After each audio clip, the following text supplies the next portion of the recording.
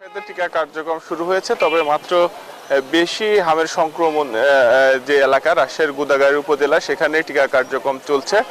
পরবর্তীতে রাজশাহীর অন্যান্য জেলা, অন্যান্য উপজেলা, পৌরসভায় টিকাদান কার্যক্রম চালানো হবে বলে কিন্তু সিভিল সার্জন আমাদেরকে জানিয়েছেন। আর রাজশাহী বিভাগের 16টি এলাকায় টিকাদান কার্যক্রম কর্মসূচি চলছে। আর এই মৌসুমে রাজশাহী মেডিকেল কলেজ হাসপাতালে 43 জন শিশুর মৃত্যু হয়েছে হামের উপসর্গ নিয়ে। তবে এর বাইরেও বিভিন্ন বেসরকারি যে হাসপাতালগুলো রয়েছে সেখানেও বেশ উল্লেখযোগ্য সংখ্যক শিশুর মৃত্যু হয়েছে। আর রাজশাহী মেডিকেল কলেজ হাসপাতালে গত 24 ঘন্টায় 123 জন শিশু রোগী হামের উপসর্গ নিয়ে চিকিৎসাধীন রয়েছেন এবং সুস্থ হয়ে বাড়ি ফিরেছেন 32 জন। আর নতুন রোগী ভর্তি হয়েছে প্রায় 18 জনের মতো। আর হামের উপসর্গ নিয়ে রাজশাহী মেডিকেল কলেজ হাসপাতালে এই মৌসুমে প্রায় 429 জন শিশু রোগী কিন্তু এখন পর্যন্ত চিকিৎসা নিয়েছেন। মেডিকেল কলেজ হাসপাতাল কর্তৃপক্ষ বলছে তাদের যে 32 বেডের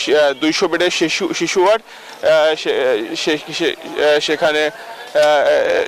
সেখানে সীমিত সামর্থ্যের মধ্যে চিকিৎসা দেওয়া হচ্ছে। একটি আইসোলেশন ওয়ার্ড করা হয়েছে, তবে সেখানে বেডের সংকুলন না হয় শিশু ওয়ার্ডে শিশুদের সাথে রেখে শিশুদের চিকিৎসা দিতে বাধ্য হচ্ছে হাসপাতাল কর্তৃপক্ষ। এই ছিল রাজশাহী মেডিকেল কলেজ হাসপাতাল থেকে সর্বশেষ। কুষ্টিয়া থেকে আরো খবর জানাতে যুক্ত হচ্ছে সহকর্মী লালন, আমরা যাচ্ছি তার কাছে। ধন্যবাদ মতিউর মুর্তজা, আপনি রাজশাহী থেকে যেমনটি জানাচ্ছিলেন। আমি কুষ্টিয়ার চিত্র একটু বলতে চাই। কুষ্টিয়ার 7টি হাসপাতাল, অর্থাৎ কুষ্টিয়া মেডিকেল কলেজ হাসপাতাল, কুষ্টিয়া সদর হাসপাতাল এবং 5 উপজেলা স্বাস্থ্য কমপ্লেক্স, এই হাসপাতালগুলোতে কিন্তু আসলে হামে আক্রান্ত রোগীদের চিকিৎসার ব্যবস্থা করা হয়েছে।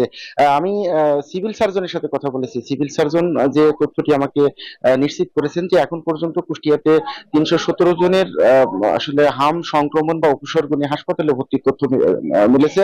পাশাপাশি এখনো কিন্তু বিভিন্ন হাসপাতালে 198 জন রোগী ভর্তি থেকে চিকিৎসা নিচ্ছেন, যাদের অধিকাংশই আসলে শিশু। এখন পর্যন্ত জেলায় 7 জনের মৃত্যুর ঘটনা ঘটেছে। এই 7 জনই কিন্তু আসলে শিশু।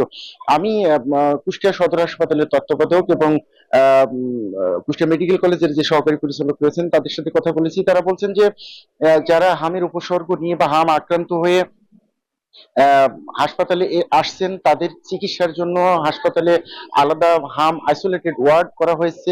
ইতিমধ্যে কিন্তু সেই ওয়ার্ডে রোগী ভর্তি রেখে চিকিৎসা দেওয়া হচ্ছে এবং যদি রোগীর সংখ্যা বৃদ্ধি পায় সেই ওয়ার্ড সংখ্যাও বাড়ানো হবে বলে হাসপাতাল কর্তৃপক্ষ জানিয়েছে। এই ছিল কুষ্টিয়া থেকে হামের বিস্তারিত। ফিরে যাচ্ছি ময়মনসিংহে, সেখানে অপেক্ষা করছেন আমাদের আরেক সহকর্মী নোমানের কাছে।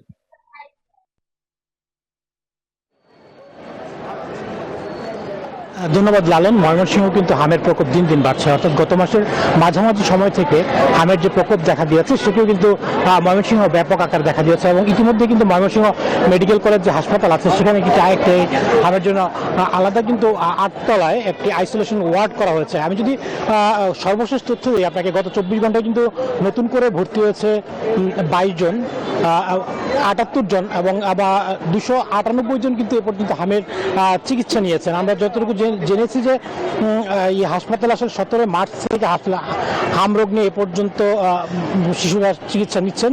সুস্থ হয়ে ইতিমধ্যে কিন্তু বাড়ি ফিরেছেন 298 জন এবং সবচেয়ে দুঃখের বিষয় যেটি সেটি হচ্ছে 7টি শিশু কিন্তু প্রাণ গিয়েছে। তো আসলে যেদিন থেকেই আসলে মারা যাওয়ার দেখা দিয়েছে সেদিন থেকেই কিন্তু আসলে প্রশাসনের নজরে বসেছে এবং উপজেলাগুলো থেকেও কিন্তু আসলে সিভিল সার্জন একটি বিশেষ তদারকি কমিটি করেছে, যে কমিটির মাধ্যমে আসলে উপজেলা পর্যায়েও কিন্তু এই হামের বিশেষ তদারকি করা হচ্ছে।